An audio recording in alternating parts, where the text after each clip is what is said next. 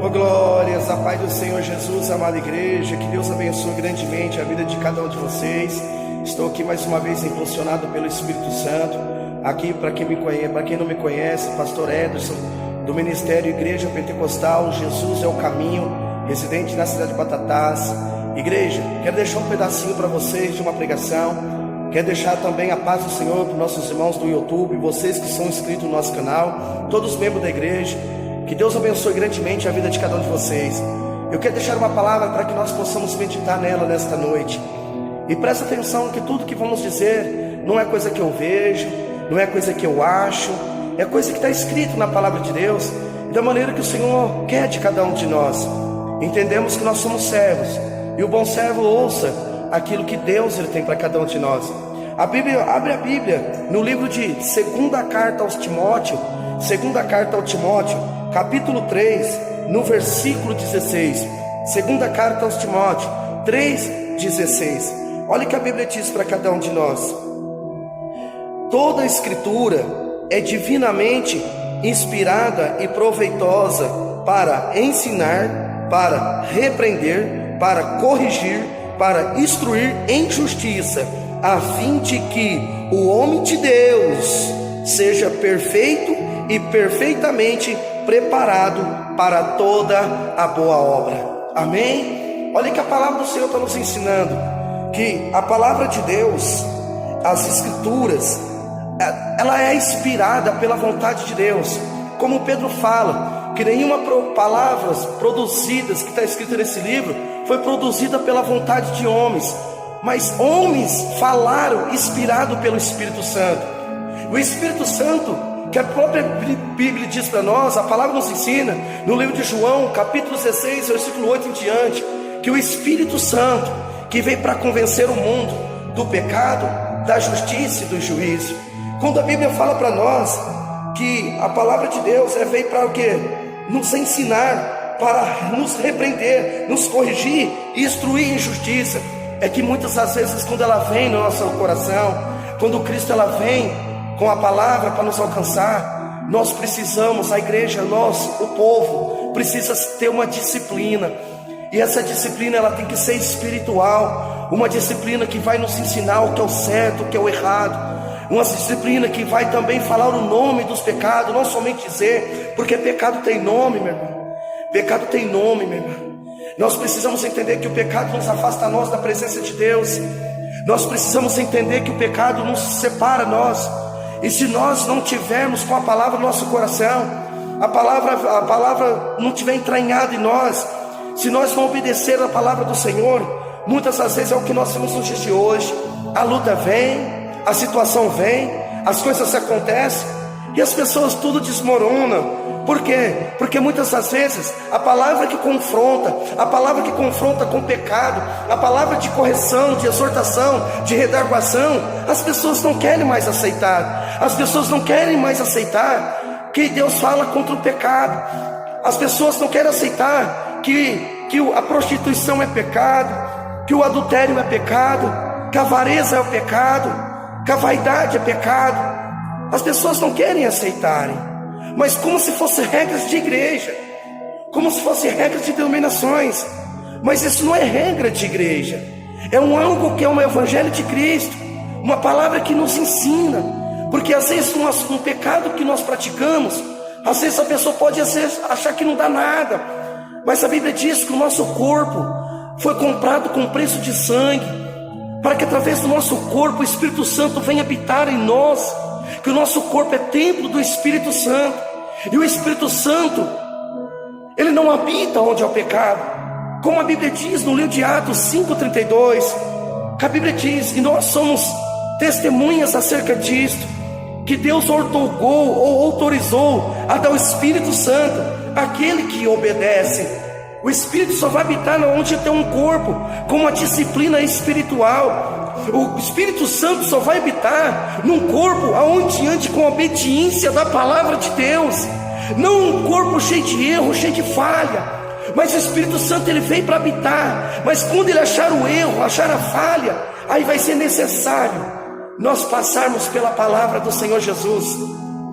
Se queremos alcançar o reino do céu, como ele mesmo diz, Ninguém vai ao Pai se não for por mim, porque eu sou o caminho, a verdade e a vida. Então nós precisamos passar por Cristo, nós precisamos passar pelo Evangelho, para nós chegar até o Pai. E para nós chegar até o Pai, nós temos que passar por Cristo, por meio da sua palavra. Nós temos que obedecer a palavra do Senhor. A Bíblia diz para nós, igreja, no livro de Marcos, capítulo 13, no versículo 31, aonde passará os céus e a terra, mas a minha palavra não vai passar. Irmãos, desde a vinda de Cristo até a sua assunção, até a sua ressurreição, vamos colocar que passou há cerca de 2020 anos. Passou céus, passou terra, entrou geração, saiu geração, nasceu gente, morreu gente, mas a palavra ela é a mesma. O pecado ainda é pecado. O que barra nós no céu é o erro e a falha. O que barra nós de entrar na vida eterna é os pecados. Nós não possamos entender que a palavra ela para aquela época, para aquele momento, para aquela geração. A palavra está aqui, é para todos nós nos dias de hoje. Nós não possamos ser amantes do pecado. Às vezes o pecado pode ser como um acidente. Não que o pecado ele venha ser como um amante, ficar todas as vezes errando, falhando. Jesus, ele diz para nós, junto com o apóstolo João, que aquele que diz que não tem pecado é mentiroso, mas se confessarmos nossos pecados, ele é fiel para nos perdoar nossos pecados e nos purificar de toda injustiça, e não somente perdoar os nossos, mas o pecado de todo mundo. Porque diz que aquele que diz que não tem pecado é mentiroso, mas ele vai dizer mais um pouquinho: mas filhinhos, essas coisas eu escrevo para que não pequeis. Essas coisas eu escrevo para que não pequeis. Mas se pecar, tem um advogado para com o Pai, Jesus Cristo, o justo. Por que o justo? Porque muitas vezes ele vai ver que a pessoa erra, que a pessoa peca, não porque ela quis, mas foi um acidente. E por que justo? Porque Jesus vai ver se realmente a pessoa se arrependeu ou está com remorso. Porque existe o arrependimento, existe o remorso. O arrependimento, a pessoa se esforça a não pecar mais. O remorso, a pessoa pede perdão hoje, amanhã está pecando de novo. Isso é remorso, não é arrependimento. Mas por quê? Nós precisamos, igreja, nós precisamos a cada dia aceitar a palavra. Jesus é a palavra encarnada, igreja. O verbo se fez carne. Essa palavra que estava oculta no céu foi derramada na terra, para passou séculos, gerações, para chegar hoje na geração que nós estamos vivendo. Porque Ele quer te salvar. Ele quer te salvar. Mas para se salvar, precisa chegar ao arrependimento dos pecados. E quando nós aceitamos a palavra, passamos lutas, dificuldades, momentos difíceis. Mas quando você tem a palavra dentro de você, não somente no papel, mas na tábua da carne dos nossos corações, você vai conseguir suportar a luta. Você vai conseguir suportar as aflições. Como a palavra nos ensina no livro de Mateus, capítulo 7. Livro de Mateus, capítulo 7, versículo 24. Olha que comparação que o Senhor vai trazer para nós nesta noite. Livro de Mateus 7, 24. Vai dizer assim: portanto, todo aquele que ouve as minhas palavras e as pratica, será semelhante ao homem prudente, que edificou sua casa sobre a rocha. Desceu a chuva, transbordaram os rios, sopraram os ventos e deram contra aquela casa. Contudo, ela não caiu, porque estava edificada sobre a rocha.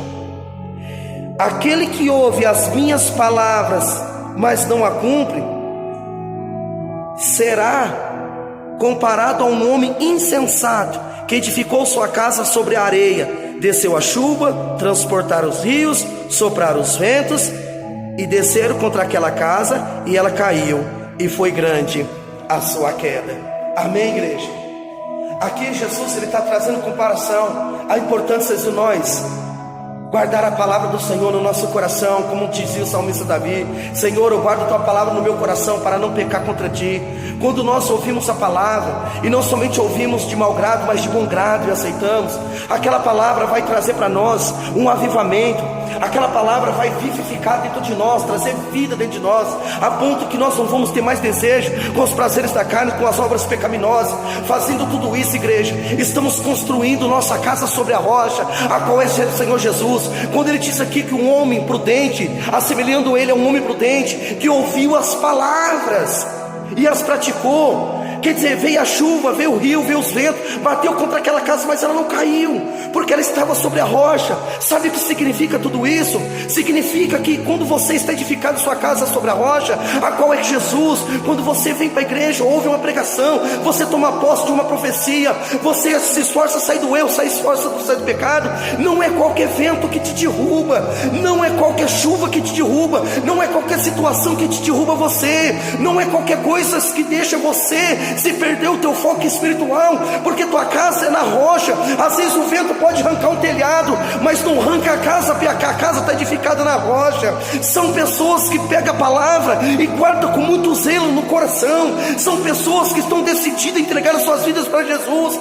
São pessoas que estão decididas a largar do pecado, a largar da vaidade da carne, para fazer a vontade de Deus.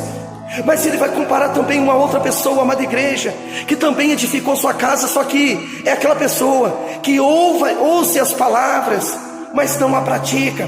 É aquela pessoa que quando ouça uma palavra, às vezes a pessoa mente, às vezes a pessoa está aí no adultério encoberto, às vezes a pessoa está prostituindo, às vezes a pessoa está andando não da maneira que não é do agrado do Senhor. Quando vem uma palavra que é amor, a exortação é amor, a correção é amor, quando vem Deus ali com seu amor, exortando e repreendendo, as pessoas tampam o ouvido, como se tivesse como chão, não quer viver, não quer praticar, acha que vai ter tempo lá na frente. Estão construindo sua casa sobre areia. O que significa? Também vai descer a chuva, também vai descer os rios, também vai soprar o vento, mas vai derrubar a igreja, porque a pessoa não ouviu a palavra, mas não a praticou. O vento derrubou e a casa dela caiu, foi grande aquela queda. Hoje a gente vê a diferença que está acontecendo no Brasil e no mundo com essa pandemia, com todas essas coisas que estão acontecendo. Muitos cristãos, muitos evangélicos, muitas pessoas estão deixando se levar, porque às vezes estava na igreja, mas estava com o seu pensamento lá na rua,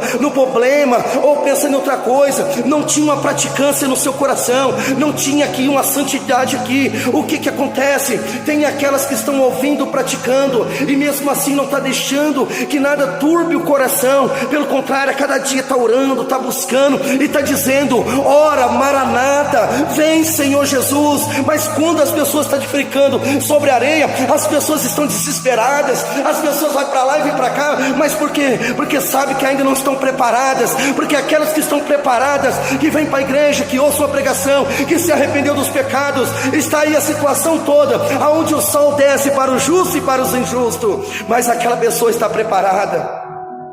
Aqui é a diferença, igreja. Aqueles que estão firmados na rocha, aqueles que estão firmados na areia.